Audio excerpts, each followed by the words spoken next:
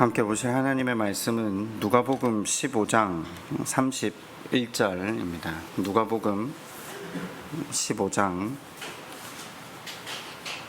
31절 말씀입니다. 다 같이 한번 한 목소리로 15장 31절을 읽도록 하겠습니다. 아버지가 이르되 너는 항상 나와 함께 있으니 내 것이 다 내 것이로. 아멘. 우린 지난 시간 우리 삶을 움직이게 하는 원동력이 무엇인가를 생각해 보았습니다. 그래도 참 다행인 게 우리가 지금 수모임을 하지 않아서 우리의 속내를 들키지 않을 상황이라는 게 참 다행인 것 같은데, 제자반 모임을 하면서 제자반의 성도분들이 이렇게 대답을 하시더라고요. 돈도, 성공도, 안정도 우리의 삶을 움직이게 하는 원동력이다. 그런데 사실 다들 답은 알고 계십니다. 복음의 능력, 예수 그리스도의 사랑이 우리의 삶을 움직여야 된다. 그걸 모르는 사람은 없다는 걸 저도 잘 알고 있습니다. 그런데 선뜻 우리 삶을 움직이고 있는 동력이 그리스도의 사랑이 되지 못하고 있다는 것을 우리가 잘 알기 때문에 우린 답을 하면서도 괴로워하고 이게 똑바로 신앙생활을 하고 있는지 우리 자신에게 되묻기도 합니다. 그런데 한 가지 해결 방법밖에는 우리가 바른 신앙생활을 할 수 있는 비결이 없습니다. 그 비결이 무엇이냐면요, 하나님의 사랑에 듬뿍 젖는 겁니다. 이제껏 받고 있는 사랑을 깨닫는 겁니다. 그것 이외에는 복음의 능력을 살 방법이 없습니다. 어젯밤에 아이들과 주일학교 말씀을 나누다가 어떻게 해야 구원을 받을 수 있나, 착한 일 선한 일에서는 구원을 받지 못한다는 걸 아이들이 당연히 아니까 예수 그리스도를 믿어야 구원을 받을 수 있다. 저희 집 막내가 저한테 다시 이렇게 질문을 하더라고요. 예수님을 믿는 게 뭐예요? 굉장히 뜻밖의 질문이었습니다. 그냥 믿으라면 믿으라, 믿는다, 아 믿구나, 그냥 그렇게 생각할 줄 알았는데, 그래서 제가 이렇게 설명을 했어요. 우리의 반복되는 실패나 실수, 우리의 그 수없이 많은 죄악을 그럼에도 불구하고 사랑해 주시는 걸 경험하고, 그래서 그분을 의지하게 되는 걸 믿는다고 하는 거야. 실컷 설명은 했지만 3번이 못 알아듣더라고요. 제 말의 의도를 눈치챈 2번이 다시 저한테 묻더라고요. 그럼 아빠, 죄 짓고 예배드리고, 죄 짓고 또 예배드리고, 또 실수하고 용서해 주신 거 받아주니까 또 죄 짓고 예배드리고, 그게 사람이 할 짓이에요? 그걸 통해서 사랑을 확인한다고요? 아주 날카로운 질문을 들은 다음에 제가 이렇게 대답을 했습니다. 우리가 그런 존재야. 우리의 신앙의 여정이 바로 그거야. 야, 너희들 오늘도 죄 지었지? 예. 오늘 죄 지어서 엄마 아빠한테 화도 내고 야단도 맞고 때로는 맴매도 맞잖아. 근데 오늘 지은 죄 내일 안 지어? 아니 또 지어요. 또 그 다음 날은 또 지어요. 또 혼나고 또 죄짓고 또 혼나고 또 죄짓고. 그런데 엄마 아빠가 너희들 버려 안 버려? 안 버리죠. 왜 안 버려? 사랑하신대요. 그건 정확하게 알고 있더라고요. 근데 우리를 지으신 하나님은 엄마 아빠가 우리를 사랑하는 것보다 수백만 배 수천만 배는 더 사랑하신다고. 사랑하기 때문에 무한 반복의 용서를 변함없이 베푸시는 그분의 사랑을 우리도 경험하면서 살아가고 있는 거죠. 하나님은 지으신 인생을 포기하는 법이 없으십니다. 그래서 하나님은 당신을 어떻게 소개하셨죠? 나는 아브라함의 하나님, 이삭의 하나님, 야곱의 하나님이다. 우리는 성경 말씀을 통해서 아브라함이 얼마나 소망이 없고 답이 없고 또 답이 없는 인간인지, 이삭이 그런 아버지의 전철을 그대로 밟고 살았음을, 또 야곱하면 이분은 일평생 죽을 때까지 돈과 성공과 안정을 위해 쫓아갔던 사람 아닙니까? 그런데 그런 인생을 하나님 나라에 걸맞은 사람으로 빚어가시는 그 하나님의 일방적인 사랑과 은혜, 야곱의 하나님을 자기의 하나님으로 삼는 자는 복되도다 라는 성경의 말씀이 있듯이, 하나님은 당신을 아브라함의 하나님, 이삭의 하나님, 야곱의 하나님이라 소개하면서 내가 너희들에게도 그런 하나님이 되어줄게 라고 이야기하고 계신 거죠.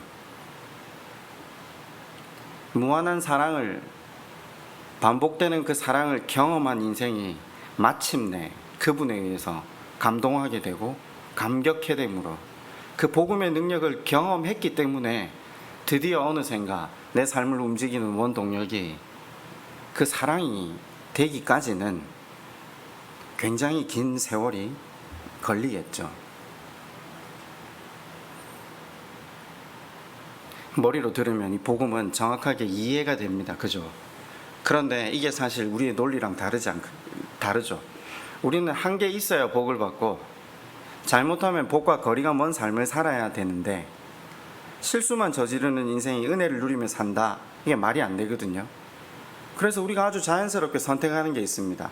율법주의 혹은 반율법주의. 이걸 이제 계속해서 설명을 드리고 있지만, 지난주에 들으면 이해가 되셨다가 아마 또 한 주 지내다 보면 우리의 논리와 사고로 돌아갈 게 뻔하다는 것을 잘 알고 있습니다. 그래서 제가 할 수 있는 방법이라고는 귀에 못이 박히도록 당분간 복음을 반복해서 증거하는 이유가 거기 있습니다. 우리가 죄인에서 의인으로 신분이 바뀌었다라는 것은 알고 있습니다. 그죠? 그런데 의인이 되었지만 여전히 실상의 삶에서는 하나님 앞에 죄짓고 살아가는 죄인이라는 사실을 우리는 대면합니다. 맞죠? 제 질문을 해볼까요? 기독교인인 당신은 의인입니까? 뭐라고 대답하시겠습니까? 네, 의인입니다. 예수 그리스도가 일방적으로 우리를 위해 죽으셔서 우리로 그 자리에 올리셨잖아요. 그죠? 그럼 제가 다시 질문을 또 해볼게요. 당신은 죄인입니까? 네, 죄인입니다. 그죠? 물론 구원파는 좀 다릅니다. 네, 의인입니다 하고요, 죄인이냐는 질문에는 아니요 라고 해야 된다고 합니다. 왜냐? 한번 회개하면 다음에는 회개할 필요가 없다라는 것이 구원파의 논리거든요. 굉장히 이 기독교 복음을 잘못 이해하면 답을 찾아내기가 힘들죠. 우리의 위치, 우리의 신분은 바뀌었죠. 하나님과의 일방적인 그 은혜로 말미암아 의인이 됐죠. 그걸 유식한 말로 칭의라고 합니다. 칭의. 그죠? 많이 들어보셨죠? 기독교인들이 이 칭의에 있어서 복음의 역할은 이해를 쉽게 합니다. 은혜로 구원받았기 때문에. 그죠? 십자가에 달려 돌아가심으로 말미암아 우리가 하나님의 자녀가 되었다. 근데 위치는 의인인데 실제는 죄인이잖아요. 그러면 이제 다시 질문을 해봅시다. 의인답게 하나님 자녀답게 살아가는 방법은 뭡니까? 하나님 주신 구원을 이루어가는 방법은 뭡니까? 이제 의를 윤리와 도덕, 그러니까 관계로 이해하지 못한 사람들은 당연히 이제 어떻게 대답을 하죠? 율법을 지켜서라고 대답을 합니다. 이 논리가 해결이 돼야 돼요. 왜냐하면 구약 내내 수천 년 동안 선지자들이 와서 이 논리를 깨트리려고 선지자들을 보냈거든요. 근데 안 깨졌잖아요. 그래서 이스라엘이 망하거든요. 신약에서 예수님이 오셔서 직접 설명을 하세요. 근데 안 깨트려져요. 생각을 다시 해봅시다. 이제는 의인입니다. 하나님 자녀답게 살아야 됩니다. 정답을 말했어요. 그런데 틀린 방법으로 주신 구원을 이루어 가려고 노력을 하기 시작한다는 거죠. 성화를 잘못 이해했다는 거죠. 성화의 과정에 있어서 사람들이 어떻게 잘못 이해하느냐면요, 이제 우리의 열심과 우리의 의지로 거룩해지기를 힘써야 된다. 복음에는 칭의가 필요했지만 성화에는 은혜보다 우리의 열심과 노력으로 이루어가는 것이다 라고 생각한 거죠. 그래서 열심히 이것도 하고 저것도 하고 아주 자연스럽게 행위를 주장하는 것이 기독교가 되었죠. 이게 굉장히 자연스러운 게, 그게 안에 들어가 있는 사람들이 자기가 무엇이 잘못되었다라는 것 자체를 모르고 그냥 신앙생활을 하는 거죠. 구원받은 다음에는 율법을 절대적으로 순종해서 이를 지키지 않으면 안 돼, 이걸 성화라고 받아들였거든요. 종합해보면요, 구원은 은혜로 받은 것이지만 행위로 그 은혜가 보전된다라는 주장이죠. 제가 주일 설교로 복음을 계속해서 증거해야 될까 한참 고민을 좀 많이 했거든요. 하면서도 계속 고민을 하고 있어요. 이게 얼마나 우리의 사고나 우리의 신앙의 방향과 목적을 틀어놓았는지, 이걸 그냥 한번 설명한다면 이게 이해가 안 될 부분이에요. 근데 지난 우리가 6년 동안 인간이라는 존재가 성경 안에 나오는 각 사람들이 어떠한 존재라는 걸 살폈거든요. 아무도 율법을 지킬 수 없다라고, 하나님 앞에서 선이나 의를 행할 자가 없다라는 것을 배웠거든요. 그런데 우리는, 오늘 기독교는 그 하나님의 성경의 방향에서 굉장히 멀리 떨어진, 그래서 1500년 동안 교부들이 그 초대교회 때 좀 활동하고 나서 1000년 이상을 역사가 공회전한다는 표현을 쓰잖아요. 기독교가 하나님과 무관한 종교가 되어서 좋은 성당 짓고 면죄부 팔기에 이르는 시간이 되니까 종교개혁이 일어나잖아요. 지금 그로부터 500년이 지났거든요. 또 500년 동안 오직 복음, 오직 진리에서 다시 또 행위로 돌아간 거죠. 근데 우리가 그 돌아간지를 모르고 있다니까요. 교회가 전체가 가는 방향을 보면 과거의 중세의 기독교, 캐톨릭과 다를 바 하나도 없는데 우리만 모르고 있다니까요. 그래서 계속 지금 말씀을 살피면서 어디서부터 우리가 틀어졌는지를, 어디서부터 우리가 뭐가 잘못됐는지를 살피자는 거죠. 여러분, 구원은 은혜로 받는 것이지만 행위로 그 은혜를 보존할 수 있다. 하나님 나라를 이루어간다. 이게 갈라디아서에 나옵니다. 제가 지난번에 한번 말씀을 드렸는데, 혹시 그래서 갈라디아서가 그런 책이구나 한번 읽어보셨습니까? 갈라디아서 교회의 지도자들이 그걸 주장합니다. 우리가 은혜로 구원을 얻은 것은 사실이지만 구원받은 다음에는 우리 자신의 율법의 순종에 의해서 그것이 보존되는 것이지, 우리가 율법에 순종하냐 못하냐, 그 성화를 성공하냐 못하냐에 의해서 하나님 나라를 이루냐 못 이루느냐, 그것을 갈라디아 지도자들이 주장을 하거든요. 그 교회 장로들이 그렇게 주장을 하니까 사도 바울이 뭐라고 합니까? 갈라디아서 서두만 읽어보시면 이해가 됩니다. 복음 이외에 다른 어떤 것도 주장하는 것은 틀린 거라고. 당연히 갈라디아 교회 장로들이 이걸 받아들입니까? 바울이 틀렸다라고 하죠. 갈라디아서를 한번 읽어보십시오. 율법에 순종해서 구원을 이루어간다는 사실을 반박하고 있습니다. 갈라디아주의라고 혹시 들어보신 적 있는가요? 갈라디아주의가 무슨 말이냐면요, 은혜로 구원을 받지만 율법을 지키는 행위로 구원을 지켜낸다. 이게 갈라디아주의거든요.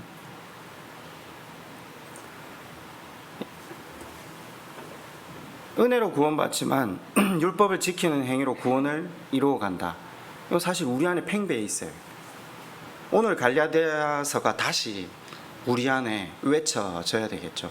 우리가 뭐가 잘못됐는가. 그런데 갈라디아주의로 신앙생활을 하는 것이 큰 하나의 줄기라면 또 다른 하나의 줄기가 있는데, 그게 소위 말하는 성령파입니다. 구원은 전적인 하나님 은혜이기 때문에 우리의 노력은 필요 없다. 성령만 받으면 된다. 성령 받으면 우리가 새로운 사람으로 거듭나게 되고 하나님 주시는 능력을 힘입어서 새 삶을 살 수 있기 때문에 우리의 최선이나 우리의 열심은 접어놓고 우리가 그 성령을 받기 위해 기도하고 헌신하고 최선을 다해야 된다.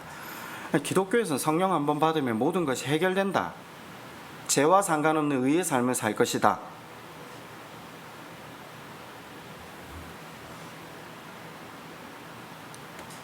여러분, 이 두 가지 다 어디서 다 들어보셨죠? 아니, 실은 우리 신앙생활이 이 두 가지에 초점이 맞춰져 있지 않았습니까? 우리가 각각 교단은 다르게 신앙생활을 해오셨지만 같은 맥락에서 저도 신앙생활을 했거든요. 똑같아요. 이 두 가지가 우리 안에 들어와서 이것을 향해서 나아갈 수밖에 없도록 신앙생활이 밀려져 왔었어요. 그런데 이 두 가지 모두는 다 틀렸어요. 성경 그 어디에도 나와 있지 않아요. 그러면 오늘 종교개혁이 일어나야 되겠죠.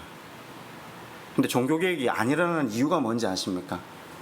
우리 자신이 모두 다 같은 배에 타고 있으니까 다 같이 틀려 길을 가고 있다는 것 자체를 못 깨닫는 거죠.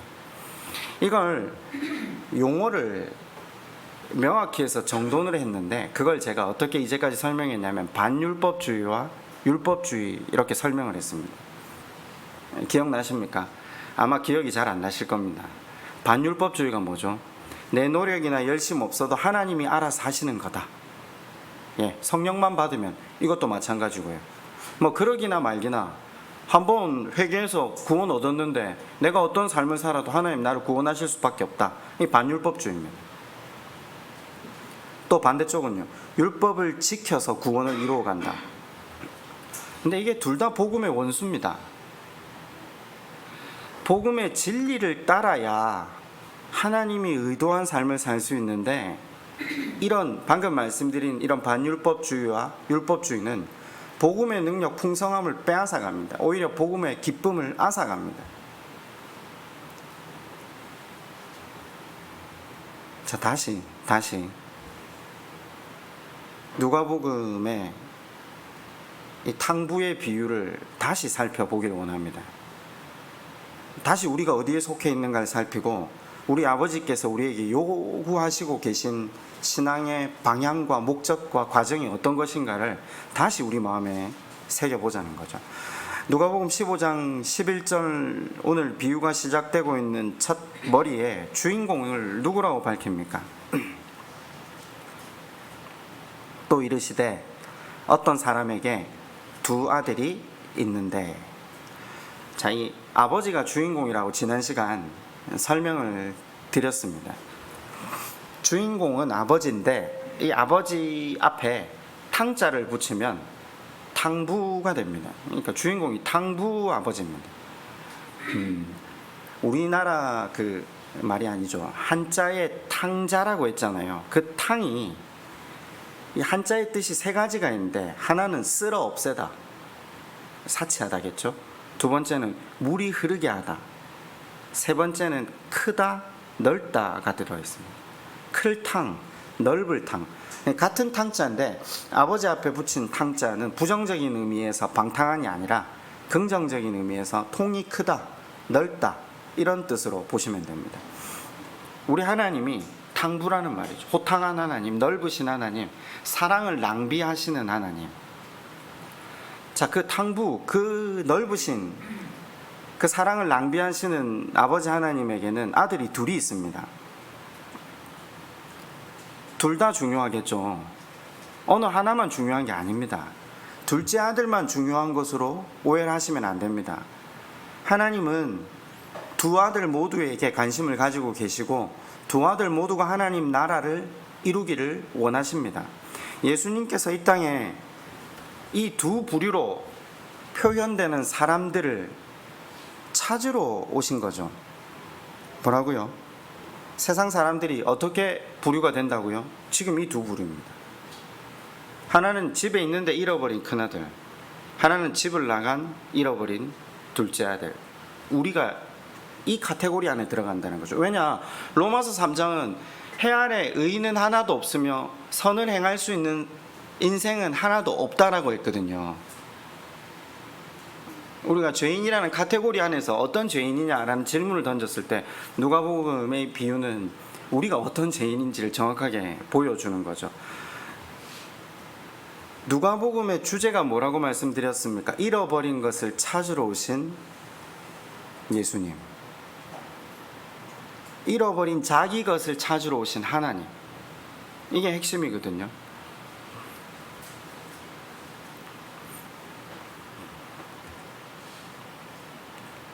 누가복음 15장 1절로 한번 가보시겠습니까? 모든 세리와 죄인들이 말씀을 들으러 가까이 나오니 바리새인과 서기관들이 수군거려 이르되 이 사람이 죄인을 영접하고 음식을 같이 먹는다 하더라. 예수께서 그들에게 이 비유로 이르시되, 세리와 죄인들이, 또 한켠에는 바리새인과 서기관들이, 근데 세리와 죄인들과 예수님이 밥을 먹고 그들을 영접하시고 교제하잖아요.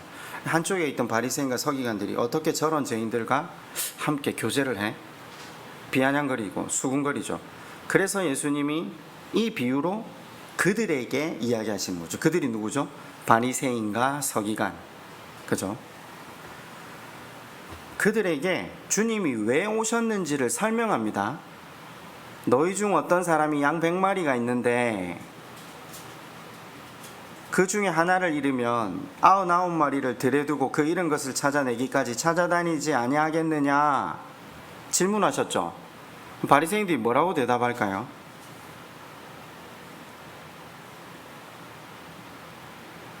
아니, 잃은 양을 찾아 나서는 예수님이 선한 목자다, 이렇게 연결하시면 안 돼요.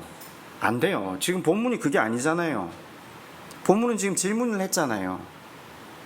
본문을 보자는 거죠. 너희 중에 어떤 사람이 이 99마리를 들여 두고 잃은 양을 찾아다니는데, 잃은 양을 찾아다니는 사람이 지금 누구라는 겁니까? 그래서 바리새인, 서기관, 그죠? 너희 중에 어떤 사람, 너희 바리새인도 양 한 마리 잃어버리면 찾으러 다니지 않겠니? 지금 이 질문이잖아요.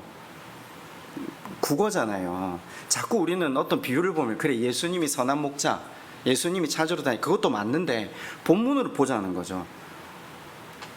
네, 우리도 그럽니다. 지금 바리새인들이 그렇게 대답을 하니까 주님이 이렇게 다시 묻는 거죠. 너희들 왜 그러? 바리새인들이 다시 대답합니다. 내 소유니까요. 내 재산이니까요. 누가복음은 계속 소유권을 이야기하거든요. 우리가 하나님 나라 비유를 들으면서 소유권에 대한 이 개념을 미리 한번 정리한 이유가, 복음서가 계속 소유권에 대해서 이야기하는 거죠. 무슨 말인가? 예수님 다시 말씀을 하시죠. 나도 내 것을 찾으러 왔다. 내 재산을 찾기 위해서 내가 저들에게 간다. 그런 식으로 비유들이 이어져 갑니다. 그죠? 그래서 첫 번째 잃어버린 양, 두 번째 잃어버린 동전, 세 번째 탕자의 비유. 이 재산의 문제죠. 작은 아들이 왜 나쁜 인간 취급을 받죠? 살아있는 아버지를 죽은 사람, 그죠? 근데 이 살아있는 아버지를 죽은 사람 취급한 인간이 돌아왔는데 하나님께서 어떻게 하시죠? 아버지를 기억해서 이제 진짜 죽을 만큼 고통스럽고 살 소망이 끊어져 놓으니까 아버지께로 돌아왔는데, 아버지가 뭐라고 하지 않고 아무 말 없이 안아주세요. 그리고 잔치를 베풀어 주세요. 이 사람은 어떤 부류의 사람이죠? 세리와 죄인, 장녀들, 그쪽 부류를 이야기하는 거예요. 그죠? 그리고 이런 부류의 사람도 속하겠죠. 우리가 하나님이 있다는 건 감각으로 느끼지만 하나님 없이도 살 수 있어. 하나님 필요 없어. 나는 내 돈, 내 힘, 내 능력 믿고 살아갈래. 지금 같은 부류의 사람입니다. 카테고리가요.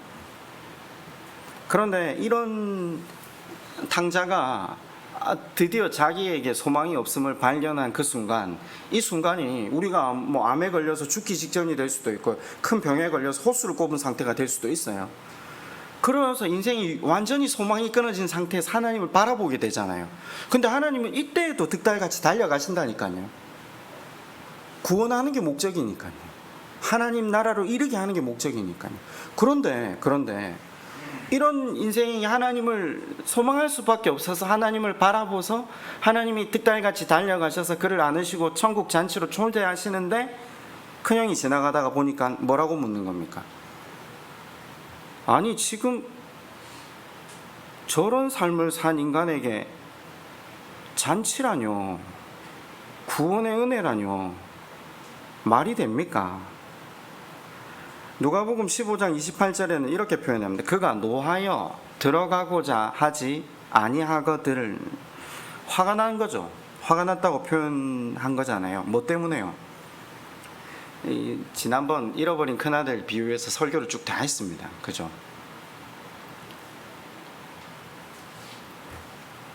자기는 아버지의 명을 받들어 순종한다고 즐긴 적이 없는데 이 아들은 지할 거 다 하고 즐기고 놀다가 들어와서 다시 은혜를 입는다? 자 보세요. 바리새인과 서기관들은 그 죄인과 세리, 창녀들이 그 주님 앞에 나와 은혜로 구원을 입는 것을 보고 수군거리고 화를 내는 모습이라고 했죠. 잃어버린 큰아들의 모습. 이제 성경은 지금 이 두 부류로 나누고 있는 겁니다. 하나는 집에 있는데 잃어버린 사람. 하나는 하나님 없이도 살 수 있다고 집을 나간 사람, 반율법주의자. 그죠? 아버지 집에 있는 걸 거절한 거죠. 내가 왜 아버지 말씀대로 살아야 해? 근데 큰아들은요, 집에 있기는 있는데 그 아버지의 은혜를 감사하고 감격하고 감동해서 신앙생활을 하는 게 아니라 기쁨 없이 섬기는 율법주의자를 나타낸 거죠. 기쁨이 없다는 것을 우리가 어떻게 지난 시간 확인했죠? 이렇게 표현합니다. 염소 새끼라도 주어 나와 내 벗이 즐기게 한 적 있습니까? 이게 굉장히 중요한 단어입니다. 여러분, 신앙생활에 기쁨이 있으십니까?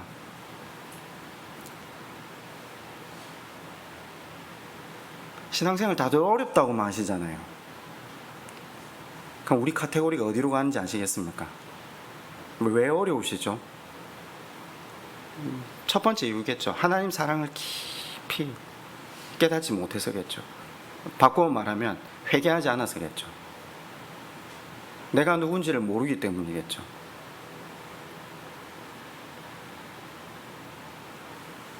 회개한 사람, 상한 심령으로 하나님 앞에 나아간 사람들은 하나님이 이제껏 베푸신 그 사랑의 무게와 크기가 얼마나 놀랍다는 것을 깨닫거든요. 그리고 그 사랑에 감격해서 살아가기 시작하는 것을 복음의 능력이라고 배웠습니다. 그리고 그 하나님은 잘해야 뭘 더 주시고 못하면 벌 주시는 하나님이 아니라 일방적인 은혜와 사랑으로 우리를 안으시고 우리와 관계 맺기를 소원하시는 우리 아버지시거든요.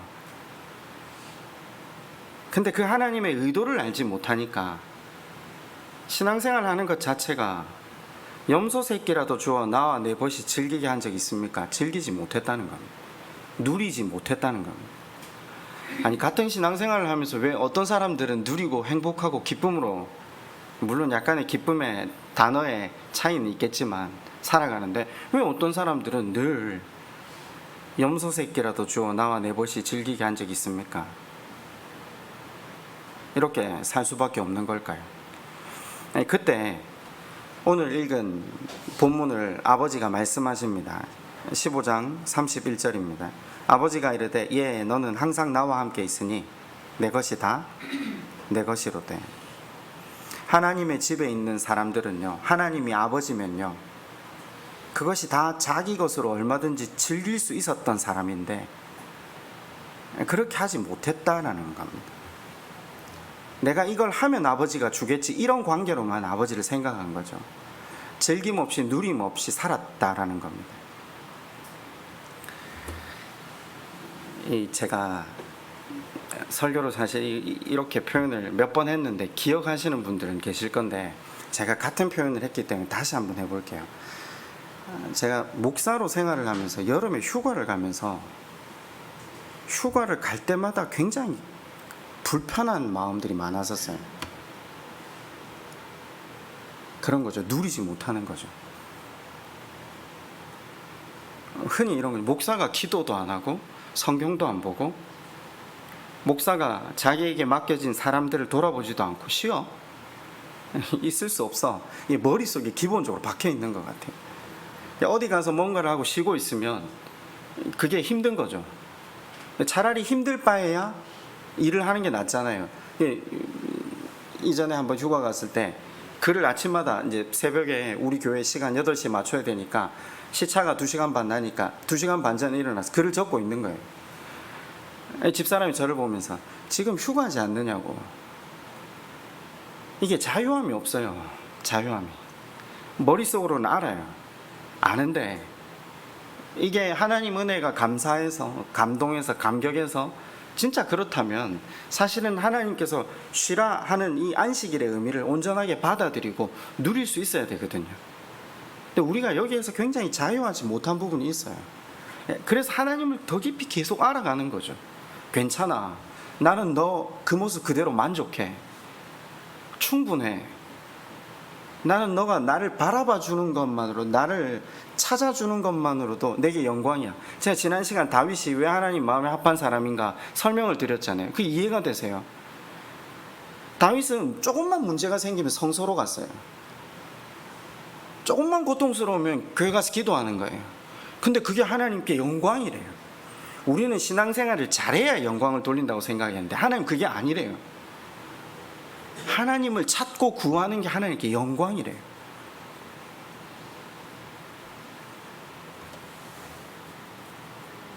첫째 아들은 아니 둘째가 돌아왔는데 한 것도 없이 놀다가 왔는데 살찐 송아지를 잡아주네. 아버지는 공의롭지 않다. 불공평한 하나님이다. 무슨 말입니까? 이 성경은 이걸 꼬집고 있는 거죠. 자기 것임에도 불구하고 누릴 줄 모르고 산 사람들, 그 율법주의자들, 이 사람들은 내가 원해서 하나님의 일을 감당한 게 아니라 해야 하기 때문에 하나님의 일을 감당하며 살았던 사람들이죠. 동생이 돌아와서 잔치를 여니까 큰아들이 화를 냈죠. 억울하고 섭섭했기 때문에. 아니 이 인간이 나갈 때 자기 분깃을 받아서 다 나갔잖아요. 다 썼잖아요. 그럼 집에 들어오면 어떻게 해야 돼요? 지금 잡아주고 있는 그 소 누구 거예요? 아버지 죽으면 그거 다 내 거잖아요. 큰아들 거잖아요. 제 계산 논리가 이해가 안 가세요? 결국 작은 아들도 재산을 탐냈던 거고 큰 아들도 재산에 관심이 있었다는 거예요. 전부 다 눈에 보이는 그 물질 자체에만, 뭐 혹은 그게 아니라면 아버지의 인정이겠죠. 그런데 그걸 취득하기 위한 방법이 틀렸다는 거죠. 큰아들은 어떻게 생각했죠? 명을 어김이 없거늘 율법을 지켰다는 겁니다. 근데 신앙생활의 핵심이 여기에서 나온 거죠. 명을 어기고 말고가 중요한 게 아니라 아버지의 마음을 아냐 모르냐의 문제입니다.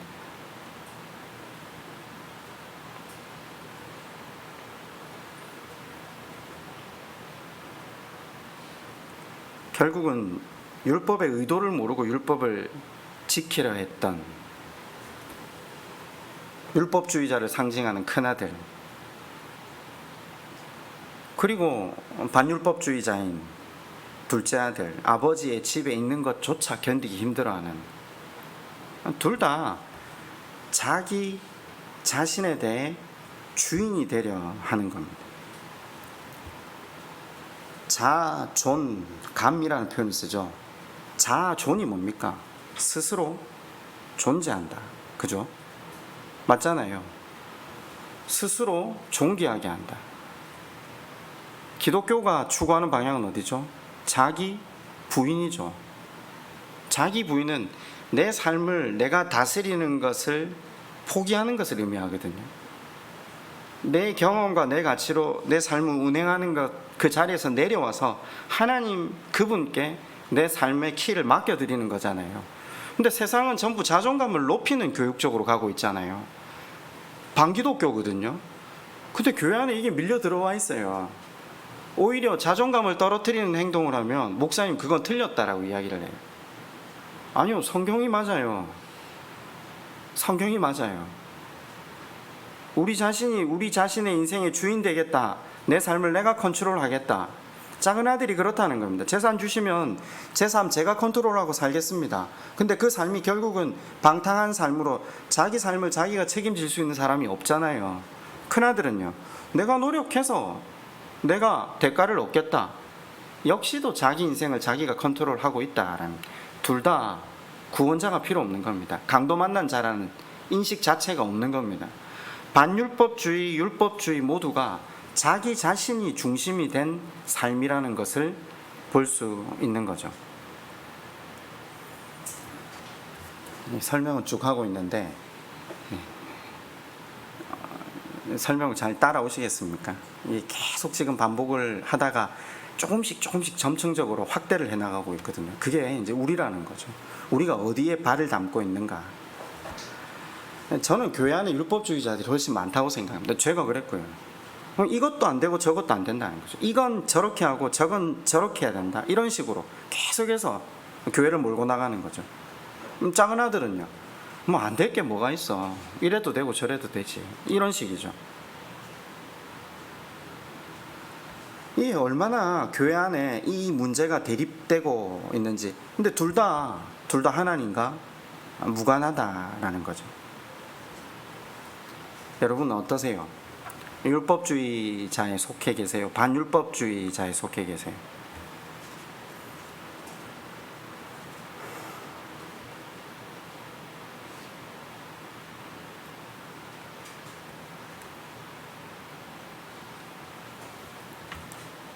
건강한 교회가 무엇입니까? 건강한 교회는 의인들이 많은 교회입니다. 소돔과 고모라에 의인 5명이 있었으면 소돔과 고모라가 멸망을 당하지 않았잖아요. 의인이 뭡니까? 이제 의인의 개념은 좀 정리되셨죠. 내가 하나님 앞에 죽을 수밖에 없는 존재라는 걸, 죄인인 것을 알고 그분의 도우심만 구하는 게 의인이잖아요. 내가 그분 없이는 소망이 없습니다. 예수 그리스도의 십자가 이후에는 아무런 인생의 희망이 없습니다. 이걸 알고 하나님 앞에 고백함으로 나아가는 게 의인이거든요. 내가 어떤 존재인가? 나는 내 죄와 허물로 그냥 지옥불에 떨어져서 죽어야 되는 인간이거든요. 그런데 그런 인생을 하나님께서 독생자 예수를 십자가에 못 박아 살리셨어요. 피 흘려 대속해 주셔서 자리를 옮기셨어요. 이제 우리 안에 누가 거하시죠? 성령께서 거하시면서 성령께서 동행하기 시작하세요. 성령 하나님이 그 하나님의 사랑을 계속 깨닫게 해주시는 거죠. 몇백 번을 죽어도 해결할 수 없었던 그 죄의 문제, 죽어도 지옥밖에는 갈 수밖에 없는 존재인 나를 십자가를 통해 살리시고 자녀 삼아 주시고 하나님의 성령이 거하는 성전으로 내 몸을 삼아 주셨다. 얼마나 감사합니까? 일방적인 그 하나님의 은혜가 감사해서 이제 그 은혜 때문에, 그 사랑 때문에 이 성령이 거하시는 이 육신된 성전을 더럽히지 않으려고 애를 쓰는 거죠. 하나님, 그러나 저는 연약합니다. 사도 바울의 고백처럼 제가 선을 행하기를 원하나 저는 언제나 넘어집니다. 내 연약함과 성령의 도우심이 함께 원인이 되고 동기가 되어서 하나님 앞에 열심과 노력과 끈기를 가지고 최선을 다하는 것이 우리 신앙의 목적과 방향이 된다는 거죠.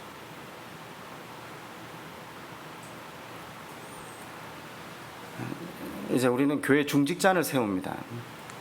저는 교회 중직자가 문제라고 생각하지는 않습니다. 우리가 신앙생활을 하면서 우리 교회가 건강한 교회가 되려면 유일한 방법이 뭔지 아십니까? 그냥 말씀 앞에 서는 겁니다. 다시 기도하는 겁니다. 중직자들에게 교회가 항상 요구하는 게 있죠. 교회를 위해서 기도하자. 아니요. 그럴 필요 없습니다. 교회는 우리 자신이기 때문에. 우리 자신 한 명이 의인 5이 없어서 소돔과 고모라가 망했다니까요. 교회가 안 망하는 방법이 있다면 세워지는 자리에서 하나님 앞에 말씀에 비추고 다시 기도하는 방법밖에 없어요. 그 하나님의 은혜를 날마다 깨닫게 해주십시오. 내가 누군지를 말씀 앞에 날마다 대면하게 해주십시오. 용기가 필요하거든요. 그래서 다시 기도하는 거예요. 다시 말씀 앞에 설 용기가 없어요, 우리가. 그러나 다시 말씀 앞에 설 때 하나님은 너 죄인이야, 넌 소망 없어, 이렇게 하지 않으시고 다시 안으시고 위로하시고 우리를 위해 다시 잔치를 벌이시지 않습니까? 우리의 동기가 무엇이어야 한다고요? 십자가 사랑입니다. 십자가 사랑을 깨닫기 위해 날마다 다시 기도하며 다시 말씀 앞에 서기를 애쓰는 거죠. 여러분, 기독교가 꽤 오랜 시간 동안 부자 되는 방법, 성공하는 방법, 안정된 삶을 사는 방법을 가르쳤습니다. 그죠? 근데 중요하죠. 중요하죠. 그게 없이 어떻게 살겠습니까? 근데 하나님께서 반대로 말씀하시잖아요. 먼저 그 나라와 그 의를 구해라. 그러면 그거 내가 책임져 줄게. 그런데 먼저 하나님을 구하는 게 목적이 아니라 성공과 돈과 안정이 되면요, 그게 하나님과 원수가 된다라는 것. 우리가 그 하나님의 사랑을 바르게 깨닫고 하나님과의 사랑의 관계 속에 살아가기 시작하면요,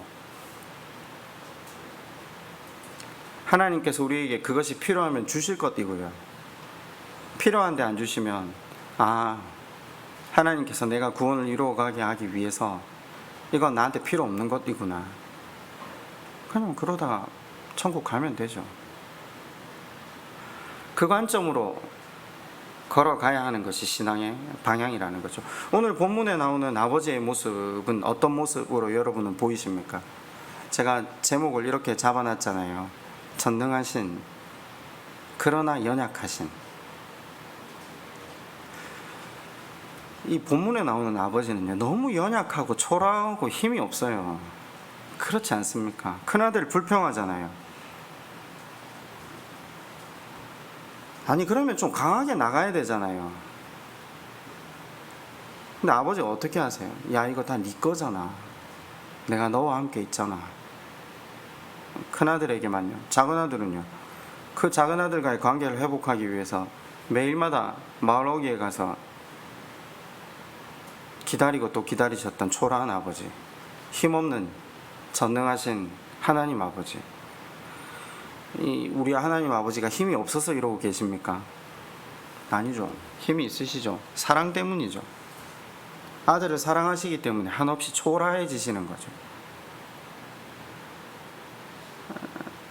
아들에게 아버지는 한없이 무서운 존재지만 한없이 함부로 할 수 있는 존재라는 것을 우리가 이 비유를 통해서 보는 거죠. 나 때문에 한없이 연약해지시고 초라해지신 전능하신 하나님, 온 우주 만물을 창조하셨지만 나와 관계 맺기 위해, 내 사랑을 받으시기 위해서 그 하나님의 온전하심이 손상을 입으시기까지 그 아버지를 깨닫는 겁니다. 그 아버지의 사랑에 우리가 날마다 젖어드는 거죠.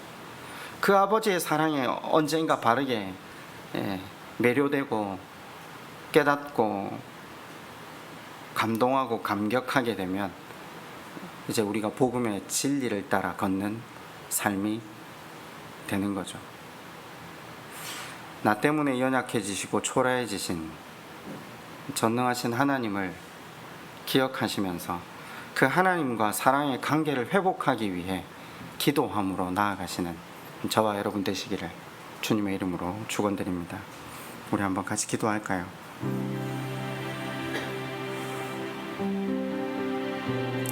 십자가의 사랑이 동기가 되게 해달라고,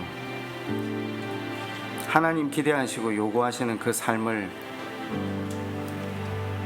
살아가는 유일한 방법이 십자가가 그 사랑이 동기가 되는, 그래서 그 성령 하나님의 도우심으로 여전히 지금도 나를 사랑하시고 이제껏 사랑하신 그 하나님, 그 사랑을 깨닫게 해달라고, 내가 어떤 존재인지를 성령께서 말씀을 통해 비추어 달라고, 예배를 통해 그 하나님과의 관계 회복이 있게 해달라고, 우리 이렇게 한번 하나님 앞에 함께 기도드리겠습니다. 아버지 하나님,